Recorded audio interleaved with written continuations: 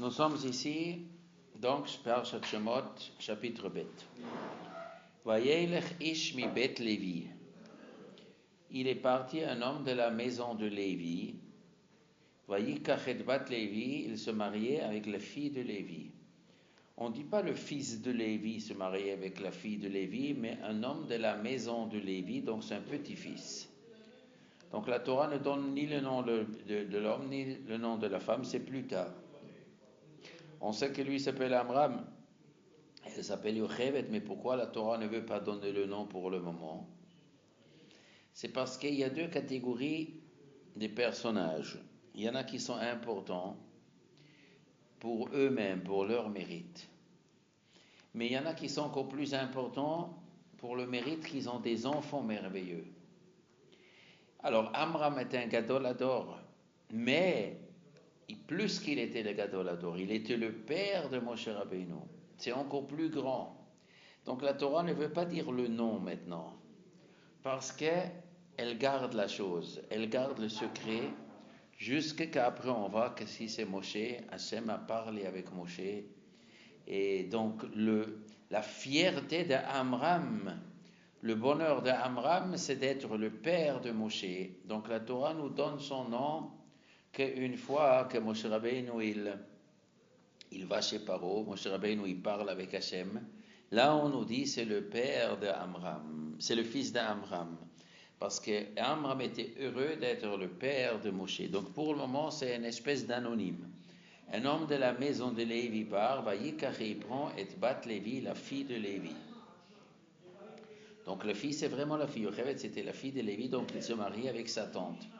Normalement, après que la Torah est donnée, on n'a pas le droit de se marier avec la tante. Mais maintenant, nous sommes avant que la Torah ait été donnée, ça a été permis parce que ces personnes avaient la loi d'un goy, d'un ben noach. Seulement, quand ils pouvaient faire la Torah, ils faisaient la Torah, mais ils n'étaient pas obligés de le faire. Donc, quand ils pensaient mieux faire autrement que la Torah, ils avaient le droit de faire autrement que la Torah. Une fois que la Torah est donnée, on ne peut plus changer. Mais tant que la Torah n'est pas donnée, on peut changer. Donc, l'homme de Lévi est parti et il a pris la fille de Lévi. Donc, c'est Amram qui se marie avec Yocheved. Et pourtant, on sait que quoi? Qu'ils avaient déjà des enfants. Parce qu'Aaron et Myriam étaient plus âgés. Et ici, maintenant, va naître Moshe. C'est pour ça que Chacham raconte qu'en vérité, ils étaient mariés, mais après, Amram, il a renvoyé sa femme. Parce qu'il a vu qu'il faut jeter tous les enfants dans le fleuve. Donc, il a dit, ça ne vaut pas la peine de mettre des enfants au monde s'il faut les jeter dans le fleuve. Mieux vaut que je me sépare de sa femme. Et après, Myriam, il a dit, non, tu es pire que Paro. Parce que Paro empêche la naissance des garçons et toi, tu veux empêcher la naissance des garçons et des filles. Donc, il se remariait avec sa femme. Donc, ici, on parle du remariage.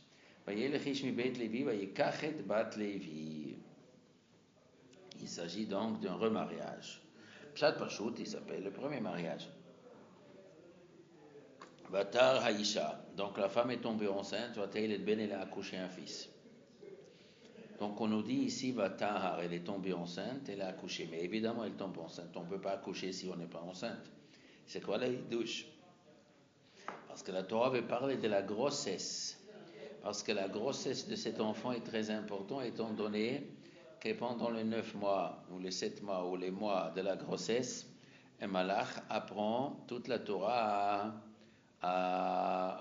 au Vlad. Seulement, le malach, il apprend à chaque personne ce que lui est capable de comprendre la Torah. Mais Moshe Rabbeinu, c'est l'homme vraiment. Là, c'était un grand chiour. Les mois de grossesse de Yocheved, c'est là, le malach, il avait beaucoup à faire. Apprendre à Moshe Rabbeinu toute la Torah. Donc, cette grossesse est quelque chose d'important. Donc, Vatahar Haïcha, elle est tombée enceinte, elle était en grossesse. Ça, c'est un événement extraordinaire. Vatel et Ben, elle a accouché. Vatere Oto Kitovu, elle a vu qu'il est bon. C'est un bon garçon, mais tous les garçons sont bons. C'est dire quoi? Bon. C'est spécialement bon. C'est pas simplement. C'est quelque chose d'extraordinaire. Alors, qu'est-ce qu'elle a vu? Elle a vu qu'il Tovu. Elle a vu Tov. On aurait pu dire qu'il est bari, qu'il est fort, qu'il est en bonne santé. Mais il est bon, c'est-à-dire un bon caractère.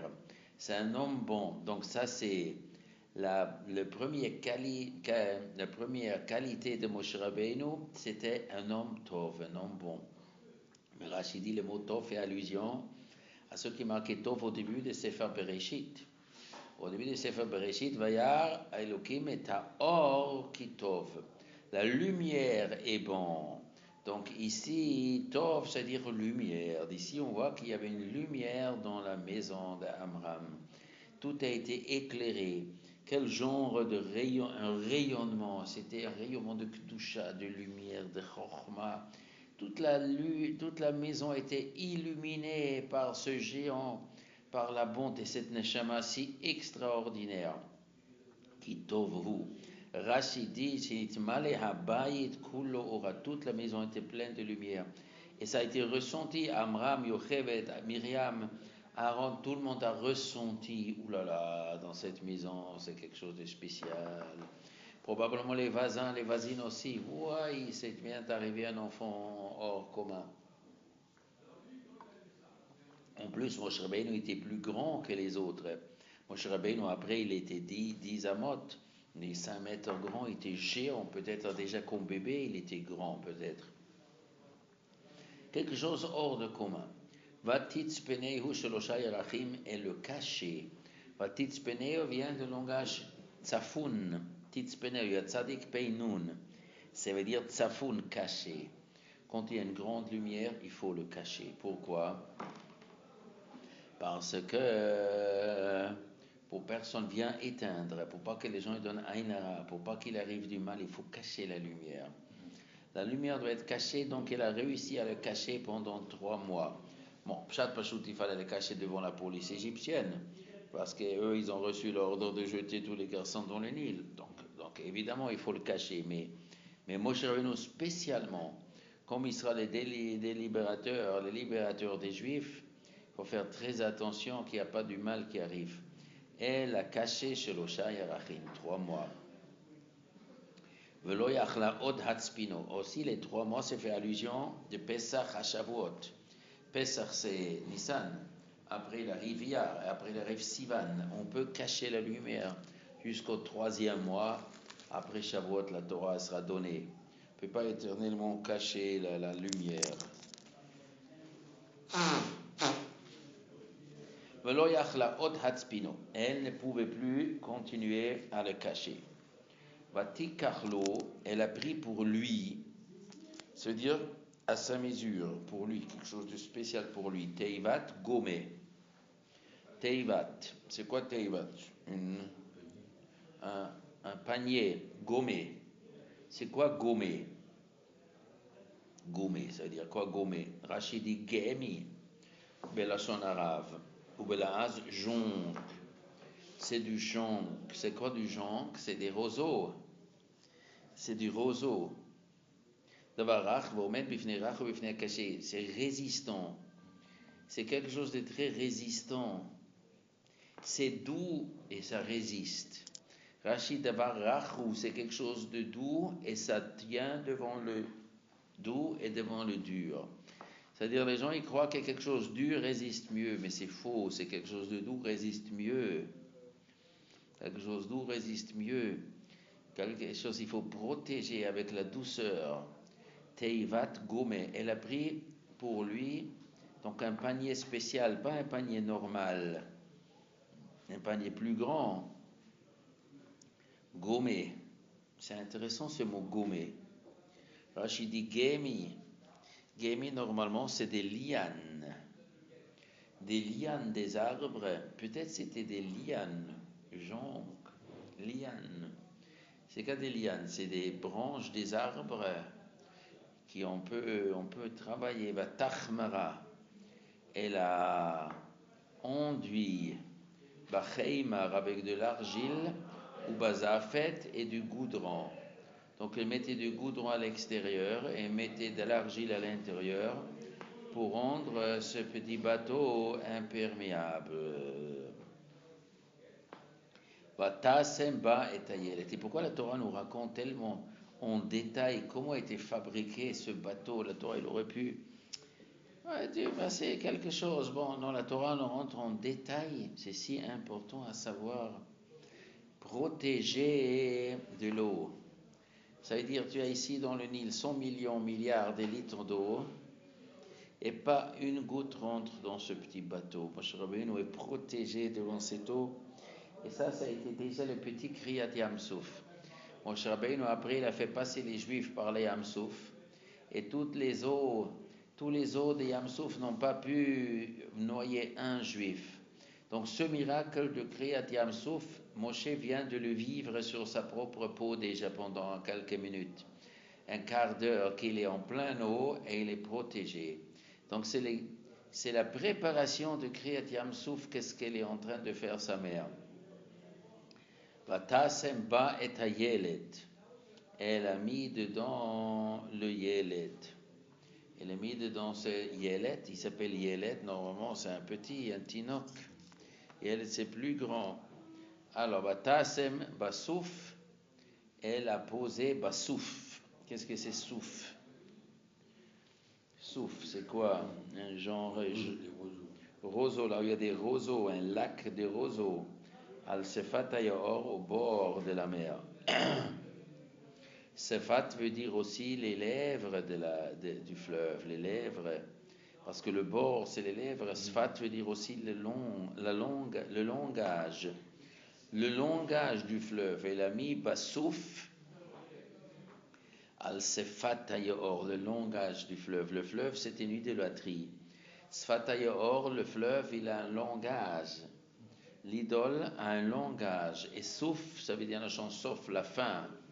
Et l'a posé à la fin du langage du fleuve. Ça veut dire, Moshe Rabbeinu, il a bloqué le langage du fleuve, c'est-à-dire le langage de l'idolâtrie, c'est-à-dire la propagande de l'idolâtrie. Eh bien, on a posé Moshe Souf. Ici, c'est la fin. Ça y est, ça s'arrête. La propagande mensongère des idoles, eh bien, Moshe, il va bloquer ça. Elle a mis Moshe, ça y est, tu as bloqué ici le fleuve. Le langage du fleuve va s'arrêter ici. Vatetatsav achoto meirachok. Et sa sœur s'est installée de loin. Elle s'est installée de loin.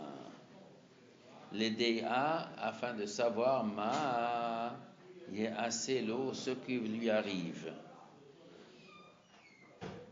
Ça veut dire quoi? Qu'est-ce qui lui arrive? Est-ce qu'il sera en danger? Ou elle savait que d'une manière ou d'une autre, Hachem il va sauver son frère, mais elle veut quand même savoir de quelle façon. Et peut-être il a besoin, ce garçon, il a besoin qu'elle intervienne. Bon, elle avait raison. Et pourquoi c'est la sœur qui s'installe? Pourquoi c'est pas le père ou la mère? Pourquoi la sœur et pourquoi pas le frère? Pourquoi pile la sœur? C'est plus gentil, une fille, c'est plus quoi. Le père, il était le grand raf. Maman était le gadolador. Donc si le gadolador il va s'installer, les juifs ils vont s'attrouper autour de lui. Monsieur le rabbin, qu'est-ce que vous faites ici? Mais qu'est-ce que vous regardez? Les policiers vont le remarquer, il y a quelque chose de bizarre. Si ça la mère vient aussi, peut-être aussi elle était connue. Mais la sœur, c'était une petite, qu'est-ce qu'elle a? Elle avait 6 ans. Myriam, une petite fille de 6 ans. Bon, c'est pas grave. Une petite fille de 6 ans, elle traîne là-bas, elle regarde, on ne remarque pas. Donc elle est la meilleure gardienne. Et aussi c'était donc un srout que Myriam a sauvé Moshe. Hachem il a voulu quoi? Que la grande sœur sauve le petit frère. La grande sœur. Comme ça Moshe il sera reconnaissant vis-à-vis de sa sœur.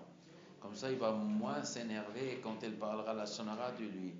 C'est-à-dire, peut-être Amram et Yocheved, ils ont dit, mieux vaut que Myriam surveille, comme ça Moshe aura de reconnaissance. Nous sommes déjà vieux, Amram et Yocheved étaient vieux, Yocheved elle avait 130 ans, oh, ils vont bientôt mourir. Alors, ce qui est important dans la vie de Moshe, qui s'entend bien avec sa sœur. Donc on va donner un zrout à notre fille, qu'elle s'occupe du frère. Et aussi, s'il faut intervenir, comme après on a vu le fille de Paro, mieux vaut une petite fille, c'est plus mignonne. On va moins soupçonner que c'est un coup.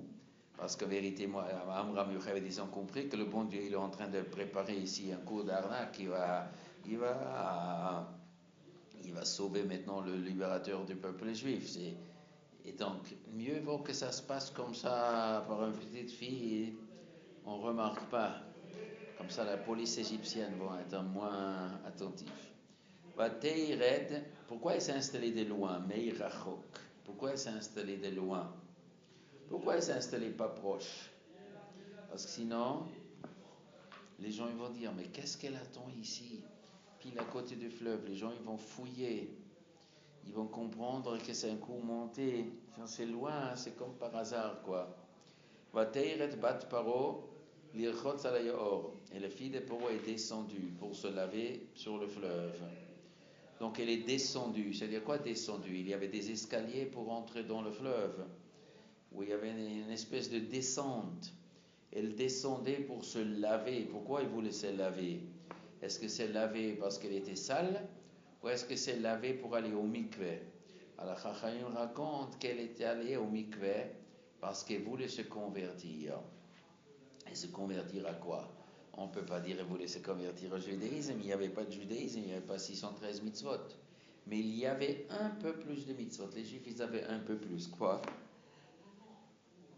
D'abord, la mitzvah de Brit Mila. Ça, c'était les juifs, ils étaient déjà obligés de faire la Brit Mila depuis Abraham.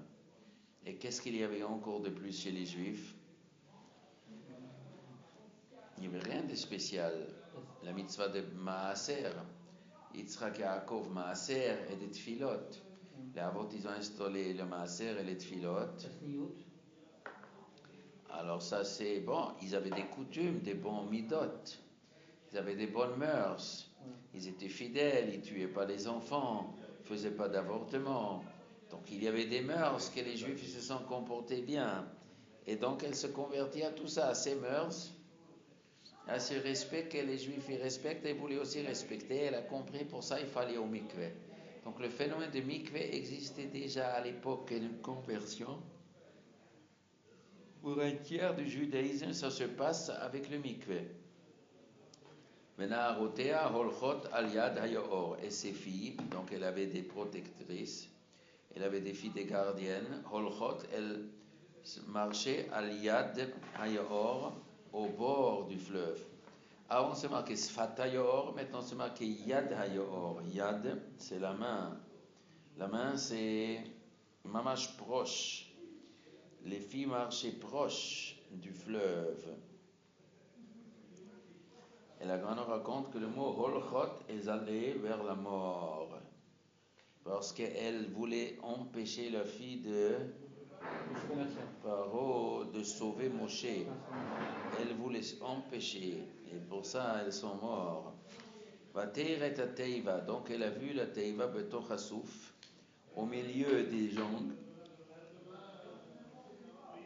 Vatishlach et amata vatikecheha.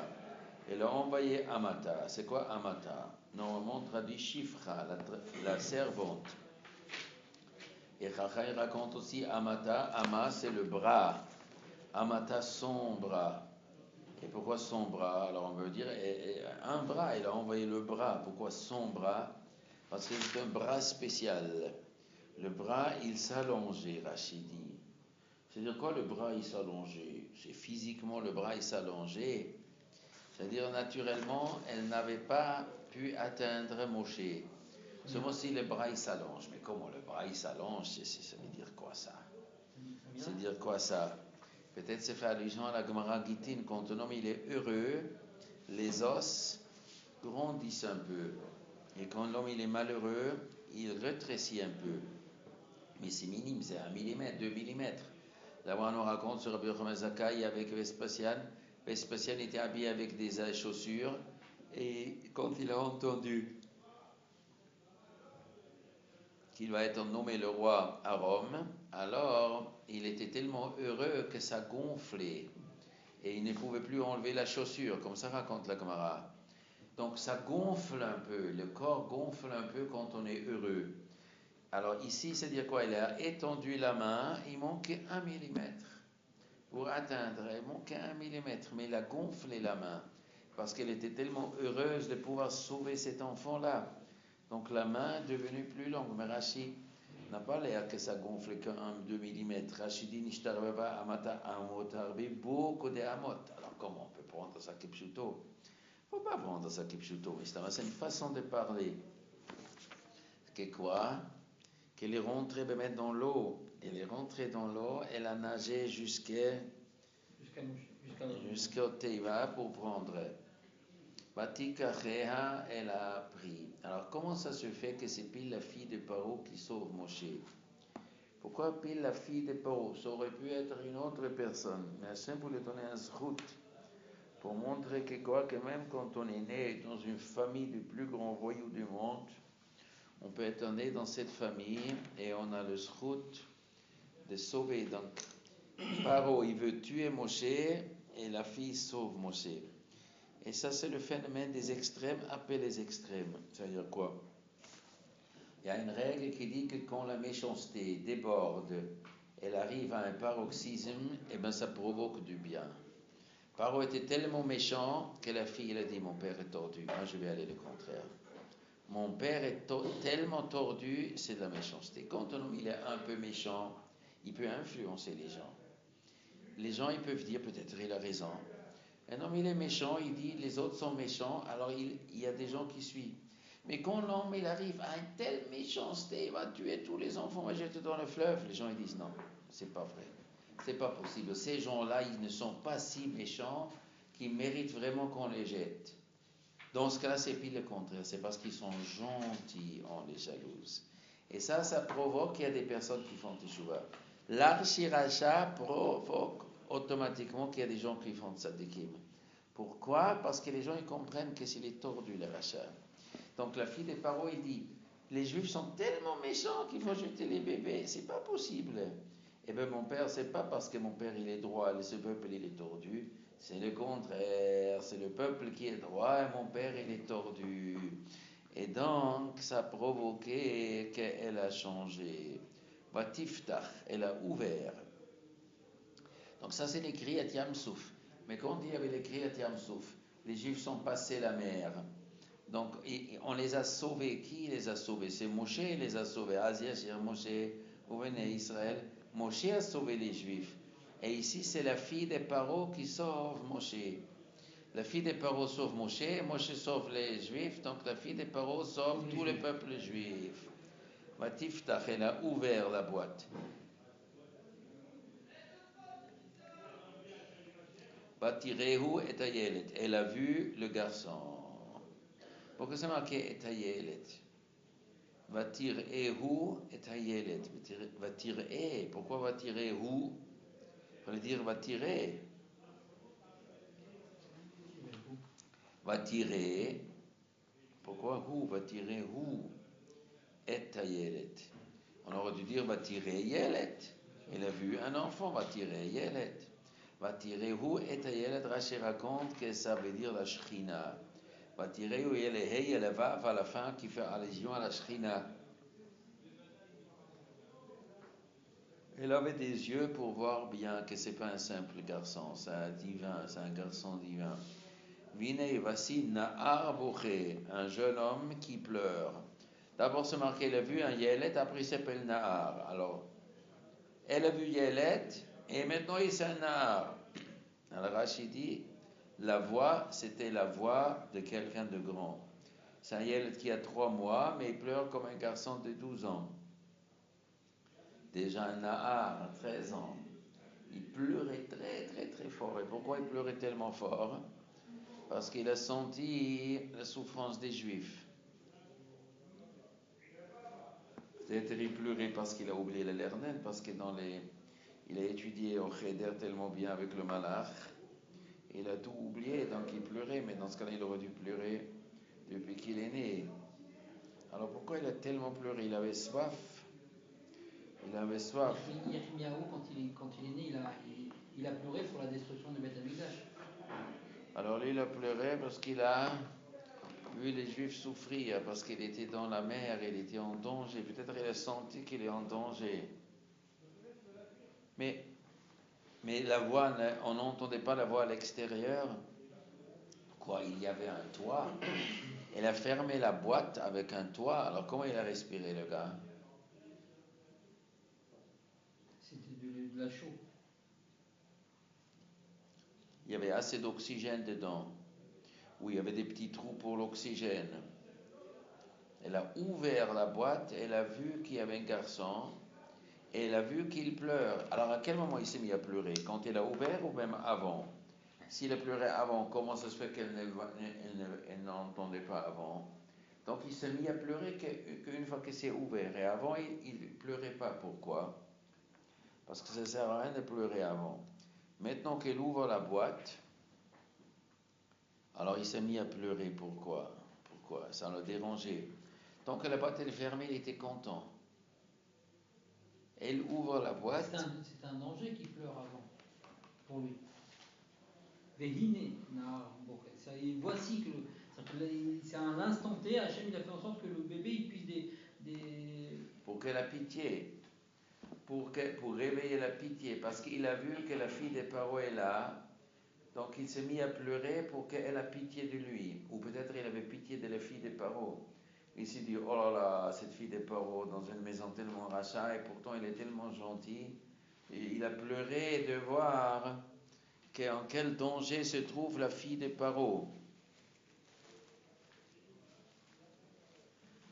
Ou peut-être, tant que la boîte était fermée, il était dans son monde avec la Shrina. Il a étudié peut-être.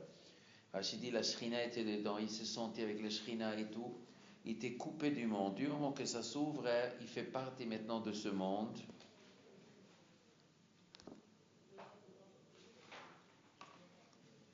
Alors là, il a senti la souffrance. Vatachmol alav. Donc, elle avait pitié sur lui.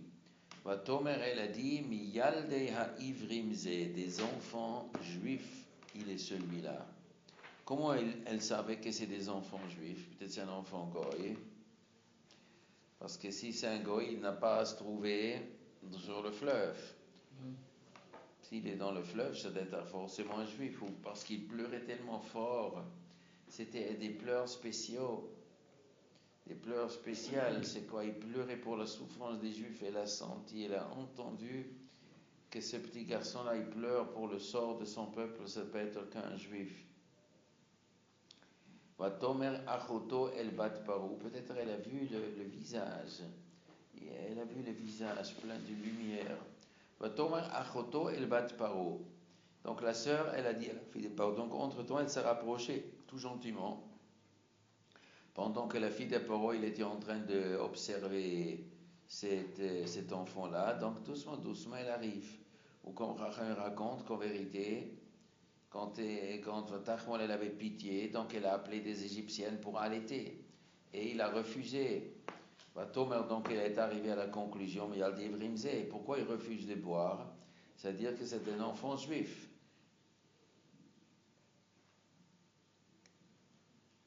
Tomer achoto el bat paro, donc la sœur elle a dit à la fille de Paro, Ha'elech, est-ce que j'irai? Vekerati lach isha mineket, et j'appellerai pour toi une femme allaiteuse, mina ivriot des juifs. Veteinik lach et ayalet, et elle va donner à boire pour toi à cet enfant. C'est-à-dire quoi? Elle va donner à boire pour toi. Elle va donner à boire à l'enfant. C'est-à-dire quoi? Pour toi. C'est-à-dire ne croyez pas que je cherche une femme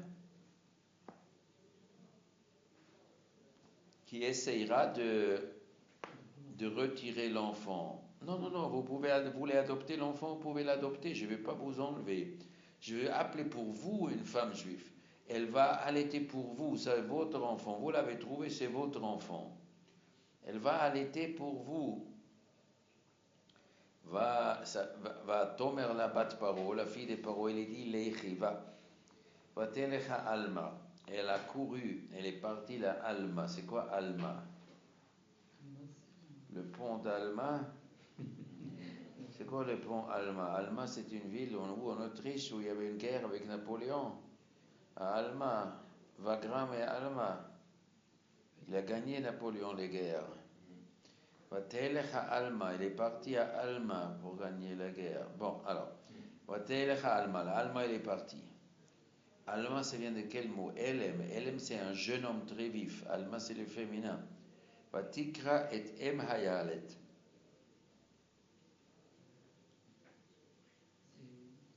Elle a appelé la mère de l'enfant. Tomar lo bat Paro, la fille de Paro, elle dit Heilichi, prends.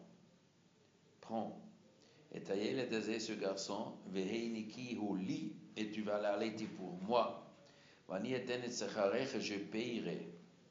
Vatika Haïcha Yelet Vatinikei, où la femme a pris l'enfant et l'a donné à boire. Pourquoi la Torah parle tellement longtemps de cet allaitement? Allaitement, plusieurs fois allaitement. C'est-à-dire que l'allaitement, c'est un acte fondamental pour la construction de la personnalité de l'enfant. C'est-à-dire un enfant qui a une mère qui allaite, il se sent en sécurité. Il est heureux qu'il a sa mère. Et ce bonheur que l'enfant il vaccine la personne pour se sentir en sécurité dans la vie, donc pour affronter les dangers. Moshe devait affronter tous les dangers du monde, affronter un Paro, affronter le pays d'Égypte, affronter la murmure des Juifs, affronter tous les dangers, toutes les guerres. C'est la vie très très difficile que Moshe avait, et il faut être prêt à le faire. Et pour être prêt, il faut qu'il ait confiance en lui, il faut qu'il sera né dans des conditions heureuses.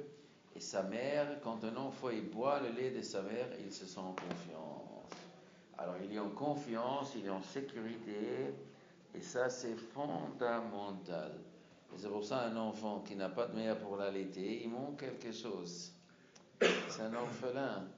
Aujourd'hui les femmes travaillent et elles n'allaitent pas tellement, et c'est une tragédie. C'est une tragédie.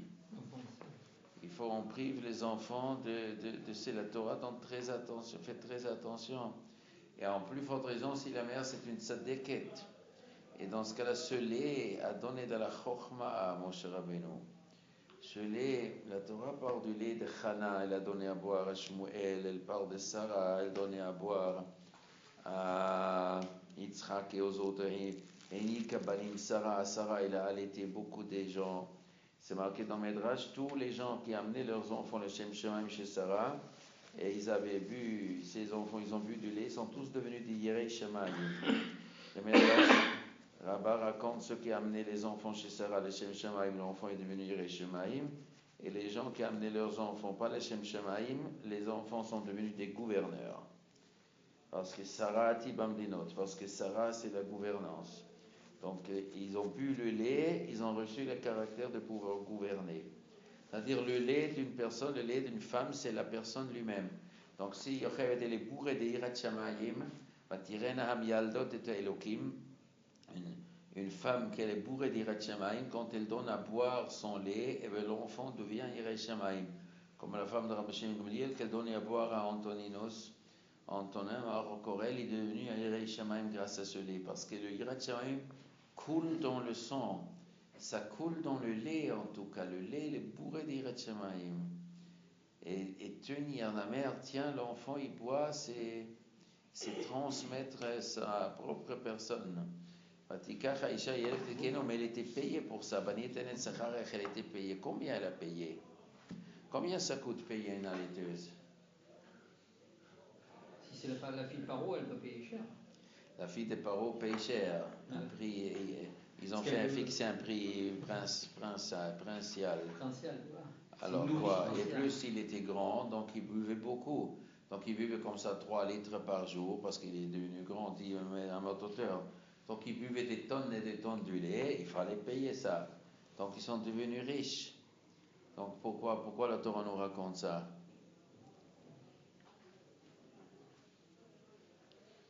Oh quoi? Eux c'est les Lévites, donc c'est Olam Torah, donc elle a quelque part financé le Olam Torah, quoi. Ah, ça fait allusion à Antoninos. Ça fait allusion qu'Antonin, il a financé après Rébi, tout le collège de Rébi était financé par Antonin. Là-bas, la femme d'Arbichig lui a donné du lait à Goy, et le Goy après il a financé. Et ici, la fille de Paro, elle a demandé à Yocheved de nourrir, et elle a financé. tombe bien, c'est si important. Pourquoi Yocheved il manquait d'argent? Pourquoi? Qu'est-ce qu'elle a fait avec cet argent? Elle a acheté paire de tefillin. Qu'est-ce que Yocheved elle a besoin d'argent de la fille de Paro? Pour dire qu'on est récompensé pour faire une mitzvah. Elle allait son propre enfant et en plus elle est payée. C'est une bonne affaire, ça. C'est l'allocation familiale. Elle en a sauvé des tas de Allocation post-natale, comment ça s'appelle? Une allocation post-natale, elle a reçue. Paro voulait exterminer tous les enfants juifs. Eh ben, avec quel argent elle a payé? Elle avait quoi? Elle avait sa tirelire. Elle avait un petit tirelire, la princesse. Elle avait une allocation par le père. Elle a payé. Elle a fait quoi avec cet argent, Yocheved? Anieten et Secharech, peut-être c'est dans l'autre monde. Non, c'est la fille des Paro qui dit: je vais te donner ta récompense parce que tu allaites. Mais madame, c'est normal que j'allaite mon fils. Mais elle n'a pas raconté que c'est son fils. Je vais vous donner votre récompense. Le salaire, pourquoi? C'est pas grave. Le salaire et la récompense. Un salaire, je vous donne un salaire. Pourquoi la Torah nous parle de ce salaire? En quoi c'est important à savoir?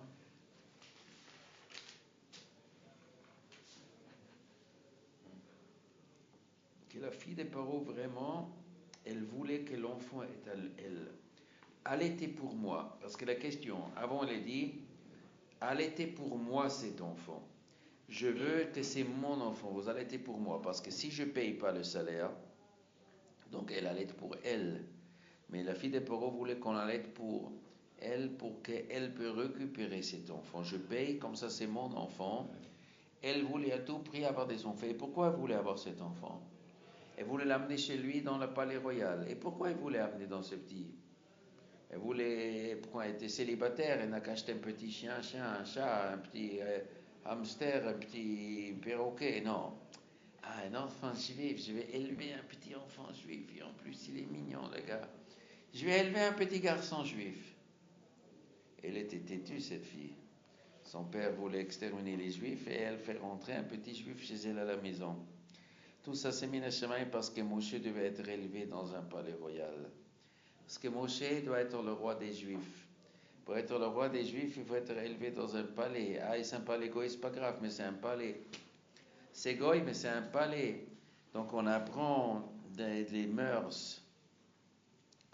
Et quoi, les mœurs des rois goy, c'est des mœurs royales. Dans un palais, c'est spécial. Ça veut dire quoi?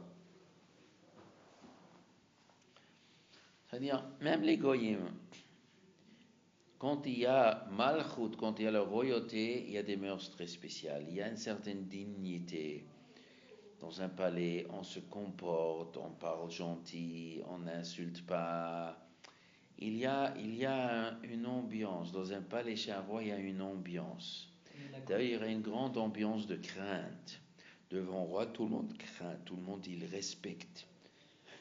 Et on dit que le respect qu'on donne à un roi, à travers ce respect, on peut apprendre le respect qu'on doit à Hachem. C'est-à-dire, on craint Dieu, on craint un roi. Alors, par exemple, tu vas à l'Élysée, devant le président, il y a une crainte. On ne peut pas parler devant un président, on ne peut pas rigoler devant un président comme ça, on ne peut pas s'abaisser comme ça, faire des petites blagues, ça ne se fait pas. Devant un président, il faut être sérieux. Quelqu'un qui est invité chez le président de la République pour un quart d'heure, il a un quart d'heure pour parler quelque chose, il concentre ses paroles, il parle sérieusement, on n'est pas là pour blaguer, pour trucs, c'est pas la basse classe. C'est pas... Devant un roi, il y a malchut, il y a une grande crainte, et cette crainte, Moshe Rabbeinu devait élever dans cette ambiance.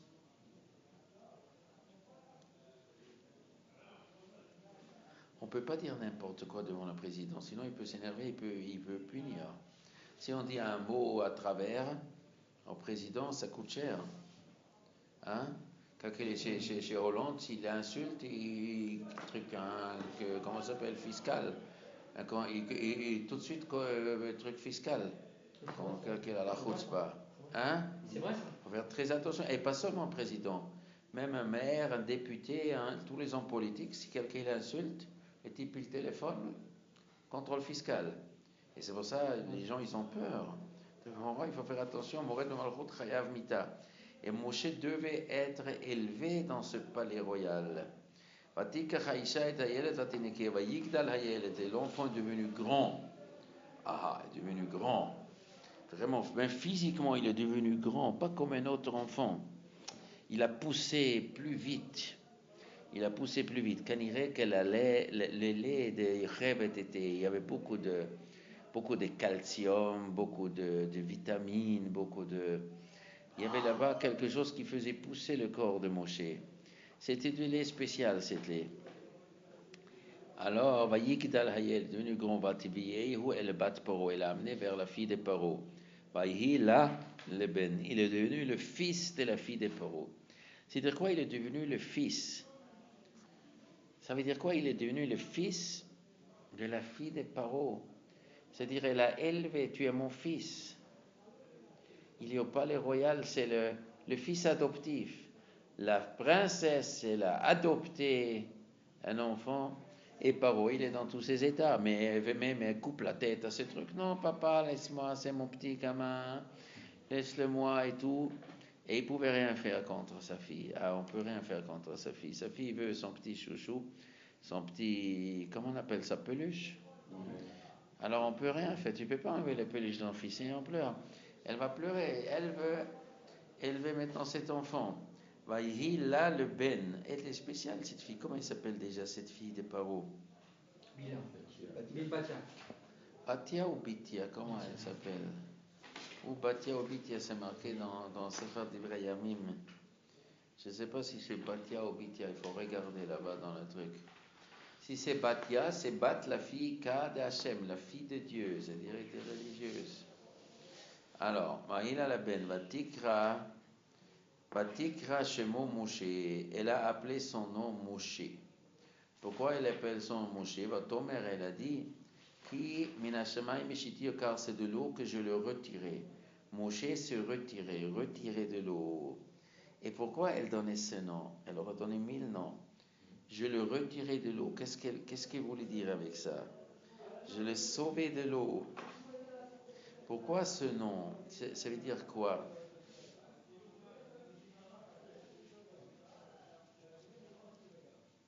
Je l'ai sauvé de l'eau.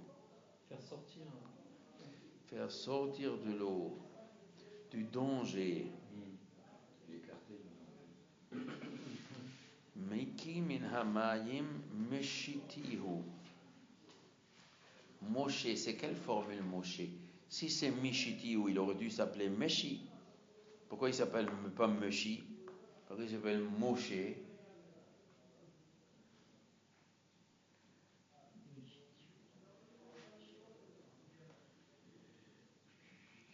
Moshe. Noché, c'est réclamer d'argent. Yamouche.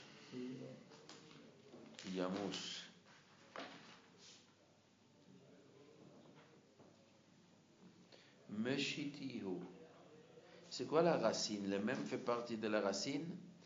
Meshitihu, le même fait partie de la racine. Meshitihu.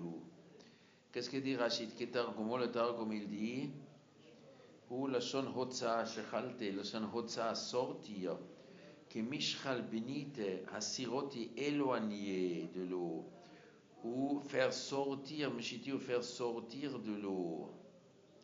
ואני אומר שאין מחבר מש וימוש בוז'ה, אל מגזרת משה, הוצאה, רש"י dit הוצאה, faire sortir.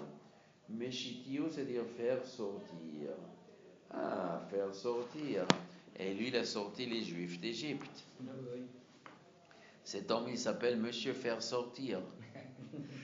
Viens chez moi, Monsieur Faire Sortir. Voilà, mon fils me fait sortir. Et bien, parce que moi, dois faire sortir les Juifs d'Égypte.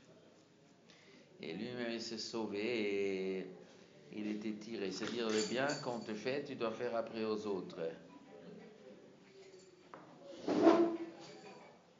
Vahi bayamim hahem. Et ce fut ces jours-là. Vayigdal Moshe. Et Moshe a grandi. Mais il était déjà grand, c'est marqué déjà Vayigdal dans Pasuk Yud. Maintenant, Pasuk Yud Aleph, une deuxième fois Vayigdal. Donc c'est un autre sens Vayigdal. Vayigdal, ça veut dire Vayigdal dans la maison des Paro. Il est devenu le gouverneur dans la maison des Paro. Il est monté en grade, il a reçu comment on appelle ça? Quand il donne ici, là, les préfets, il donne La Légion d'honneur. la Légion d'honneur. Légion d'honneur, de pouvoir. Il a eu un pouvoir. Vayigdal Moshe. Vayetze Elechav, donc il est sorti vers ses frères. Vayar et Lévi Besiblotam, leur charge, leur difficulté. C'est-à-dire quand un homme il est gradé, et le but n'est pas que lui il reçoit un plus grand salaire pour pouvoir mieux partir aux vacances. Un politique, quand on monte de grade, c'est pour qu'il puisse s'occuper mieux de ses sujets. Donc Vayar, il est sorti chez les frères, Vayar et Lévi Besiblotam, comment il souffre. Vayar Ish Mitzri, il a vu un homme égyptien. Ish Mitzri, Mitzri, il y a aussi le mot Yitzri dedans. Mitzri, il y a Yitzri, non, Yetzer. Ish Mitzri, Maké, il frappe Ish Ivri, un homme ivri, mais Echav de ses frères. Les frères de qui? Les frères de Moshe. De qui il s'agissait? Il s'agissait du mari de Shlomit Bat Ivri. Le mari de Shlomit Bat Ivri, il est considéré comme le frère de Moshe. Pourquoi il est le frère de Moshe? Parce que tous les juifs sont frères. Il y avait quelque chose de spécial. Qu'est-ce que c'était son frère? C'est l'Égyptien c'était le mari, l'Égyptien qui était le mari de Shlomi? Non, le juif qui s'est fait frapper. Le juif qui s'est fait frapper, c'est le mari de Shlomit Bat Ivri. Et ce Mitzri, pendant la nuit, il a fait une bêtise. Les juifs, le mari, il avait du travail pendant la nuit, et lui, il est rentré dans la maison, il a fait une bêtise avec Shlomit Bat Ivri. Et après, quand le mari, après le boulot, il est rentré à la maison, alors il s'est aperçu que quelqu'un il a touché sa femme. Donc il est sorti chez ce goy. Le goy était le frappeur. Il a dit, pourquoi tu as touché ma femme? Alors lui, il a compris, ça y est, le mari il est au courant, donc il a décidé de tuer le mari pour le faire taire, pour que ça ne donne pas de scandale. Parce que c'était pas normal que l'Égyptien il touche la femme, c'était pas normal. Alors, donc, il a voulu frapper le juif, il voulait le tuer. Alors, donc, Moshe Rabbeinu, il a vu ça. Il a vu qu'il veut le frapper. Vayifen, il se tournait ici, vacho, et ici, à gauche et à droite. Il a regardé. Vayar, il a vu qu'en ish, qu'il n'y a aucun homme. C'est-à-dire quoi, il n'y a aucun homme? Il y avait bien Datan Vabiram, mais bon, ça, c'est pas des hommes. Ça, c'est des voyous. Non, mais il a vu qu'il n'y a pas d'homme, c'est-à-dire il n'y a pas d'homme qui peut le dénoncer, parce que ça, c'est deux frères, c'est deux juifs, ils ne vont pas me dénoncer. Donc il voulait regarder s'il y a un goy qui pourrait me dénoncer. Il a vu qu'il y a un ish, et l'autre pshat, un ish, c'est-à-dire tzadik, il n'y a pas de tzadik qui sortira de cet homme-là. Donc il a frappé l'Égyptien. Il a enterré dans le sable ou la sable? Le sable. Pourquoi sable? Depuis quand il y a du sable là-bas? Il y a du sable, la terre. Pourquoi ça s'appelle Chol? Pourquoi c'est pas marqué Vayitmenehu be'afar? On aurait dû dire il a caché be'afar dans la terre. Pourquoi sable?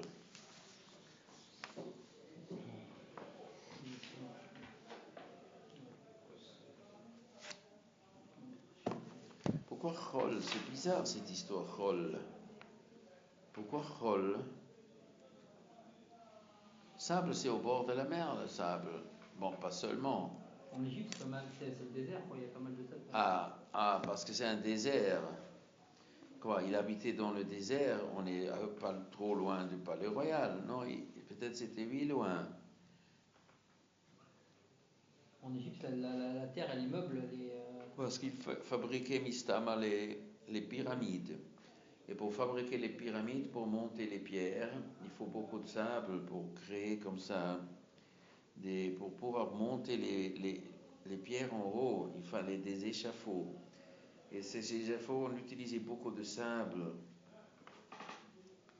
Donc ils l'ont enterré dans le sable. Yachet Amitri, il a frappé. Comment il a frappé? Avec un taïser, comment il a frappé? Avec ses mains.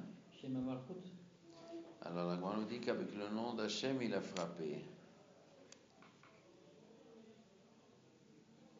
Pshat Pashut, il a frappé avec ses mains. Il était costaud. Il a donné un coup à l'Égyptien. Vayit Meneihu, Bachol, il l'a enterré dans le sable.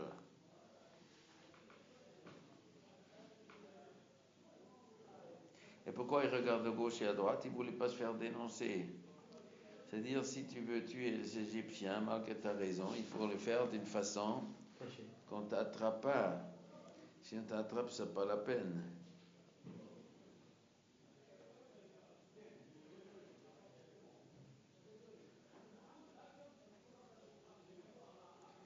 Il est sorti le deuxième jour. Bine Vasishne Anashim Ivrim Nitzim, deux juifs qui se disputent. Vayomar la Racha, il dit au Racha, Lama takerecha, pourquoi tu frappes ton copain?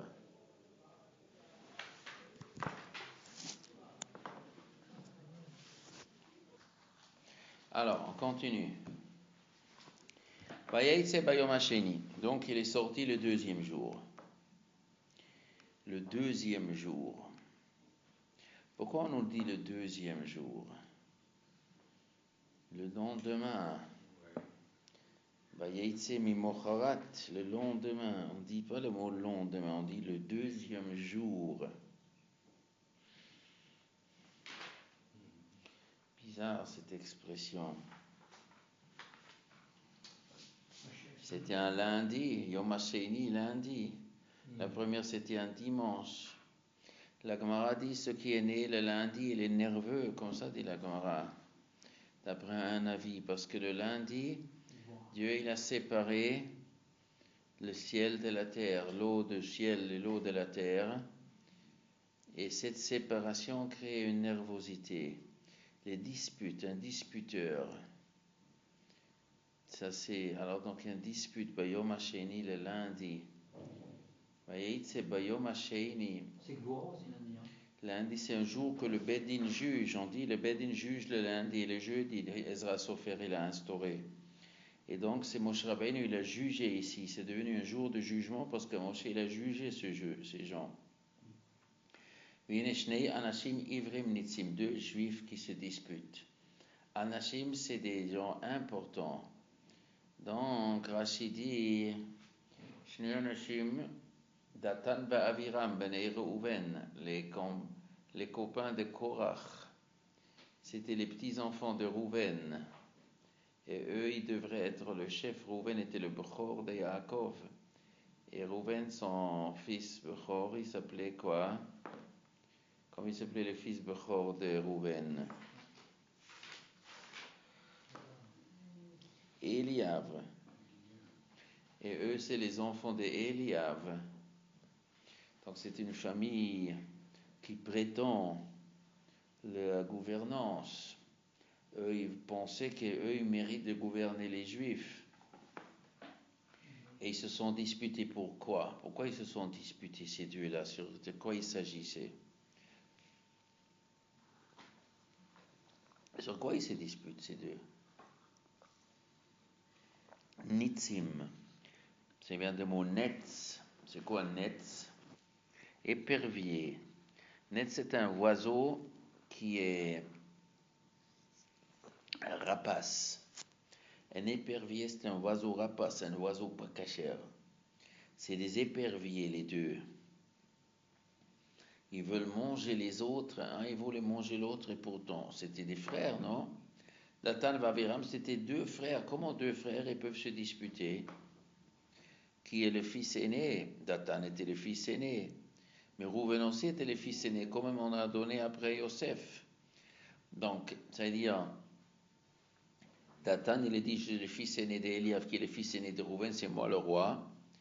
Et Aviram, il a dit non.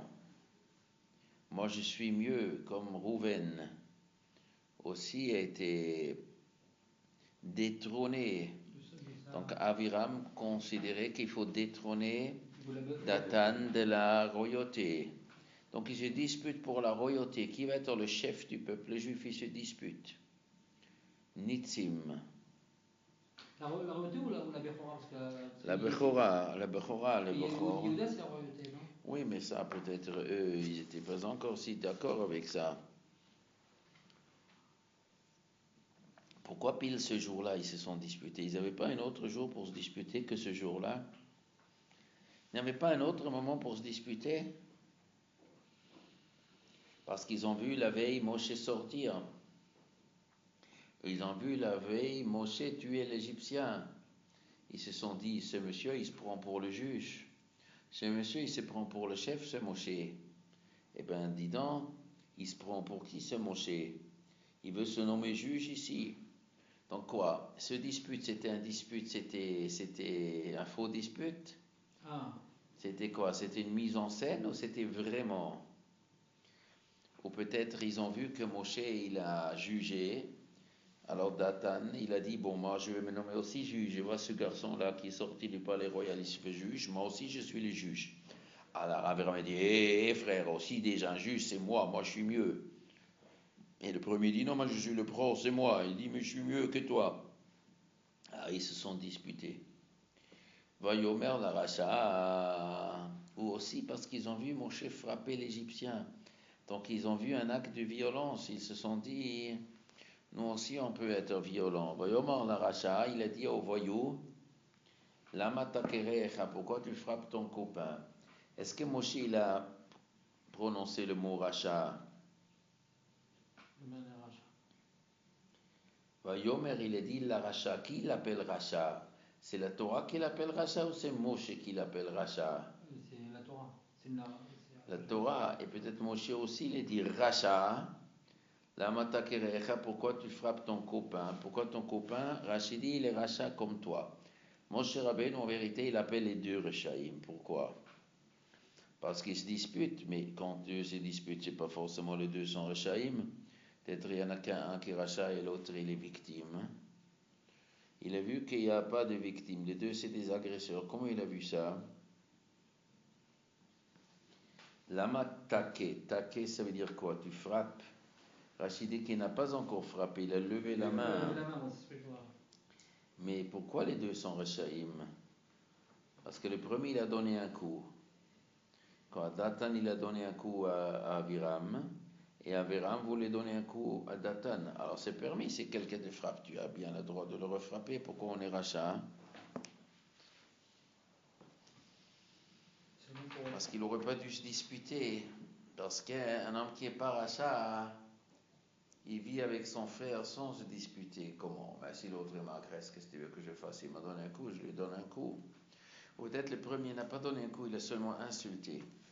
Le premier, il a insulté son frère, alors le frère voulait frapper. Si on t'insulte, tu n'as pas le droit de frapper. Il t'insulte, tu le réinsultes, mais frappe. Et Rachidi, il appelle les deux Rechaïm. Il faut dire qu'un, il a insulté injustement l'autre. Et pour ça, il est rachat. Et le deuxième voulait frapper, et frapper, c'est déjà un plus grand degré.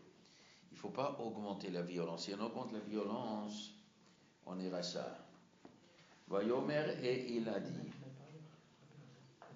Il, on ne sait pas qui. Qui est-ce qui a dit il? Il, c'est celui à qui il a adressé la parole. Vayomer, l'autre, il a dit donc, Mi Samcha, qui est-ce qui t'a nommé les Ish comme homme, sar, ministre, chauffette et juge, Aleinu au-dessus de nous? Qui t'a nommé au-dessus de nous? C'est-à-dire, c'est bien, il était orgueilleux. Les Dathan Bayram, ils sont orgueilleux qu'il y a quelqu'un au-dessus d'eux. Qui est-ce qui t'a nommé au-dessus de nous? Nous nous considérons comme les chefs des Juifs. Il n'y a pas quelqu'un au-dessus de nous. C'est-à-dire, dans les insultes, ce qui énerve les gens, c'est le fait que l'autre, il se prend pour plus juste. Et ça, les gens n'acceptent pas. Toi, tu crois que tu es plus juste que nous? Ça, c'était une humiliation. Ils se sont sentis humiliés par Moshe. Pourquoi tu es sar? Shofet aleinu, halahorgeini atomer, est-ce que pour me tuer, tu parles? Tu veux me tuer, Kasher harakte et mitzri, de la même façon que tu as tué l'Égyptien? Donc il savait qu'il était juif alors. Non. Tout le monde a cassé. Et peut-être tout le monde le connaissait, Moshe Rabbeinu. Tout le monde il savait que la fille de Paro, elle a adopté un garçon.